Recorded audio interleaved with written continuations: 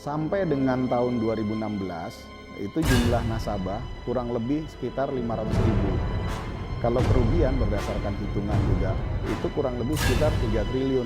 Ini puluhan ribu loh orang di luar sana menuntut uangnya. Jadi Anda siap bertanggung jawab? Kalau masalah dosa udah pasti saya dibilang yang punya dosa paling banyak.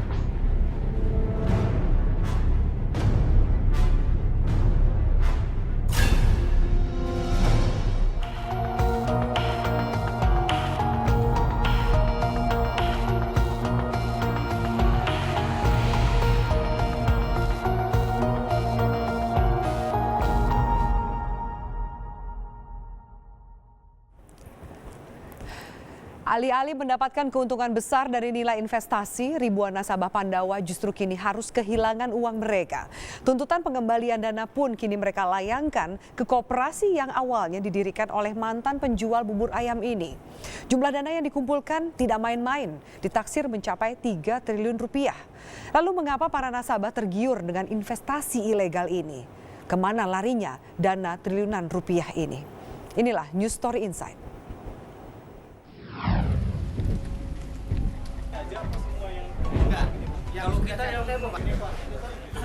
Para korban investasi bodong ini berbondong-bondong menyatroni rumah Nuryanto, pemilik Pandawa Group, untuk meminta uang mereka yang telah diinvestasikan di Pandawa. Ada kurang lebih 500.000 nasabah yang telah menginvestasikan uang di Pandawa Group milik Nuryanto, seorang mantan penjual bubur ayam. Investasi bodong berkedok koperasi itu menawarkan return 10% per bulan dari setiap modal yang disetor. Tak pelak banyak orang tergiur tawaran itu.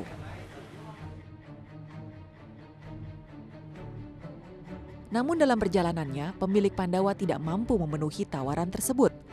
Setoran kepada nasabah macet, bahkan uang nasabah pun kini raib entah kemana. Sejumlah nasabah kini banyak yang sudah melaporkan kerugiannya ke Direktorat Reserse Kriminal Khusus Polda Metro Jaya.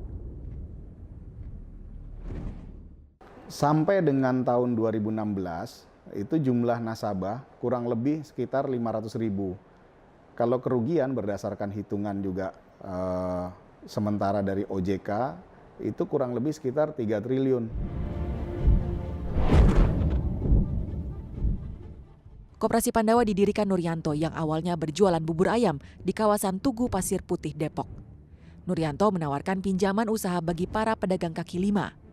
Masyarakat diajak ikut berinvestasi di bisnisnya itu dengan sistem bagi hasil sebesar 10%.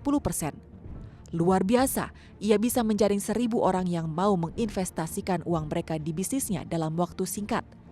Sebaran investasinya pun menjalar hingga keluar kota Depok. Menggiurkan bisnisnya sebab setiap investor mendapat 10% per bulannya, sehingga banyaklah orang yang menginvestasikan uangnya ke Nuryanto ya, di perusahaan investasi Pandawa Group. Jadi kita bedakan. Namun di dalam administrasinya, setiap investor itu mendapatkan buku tabungan, kartu anggota, kemudian format untuk surat perjanjian dan sebagainya, itu mencantumkan koperasi simpan pinjam Pandawa Mandiri.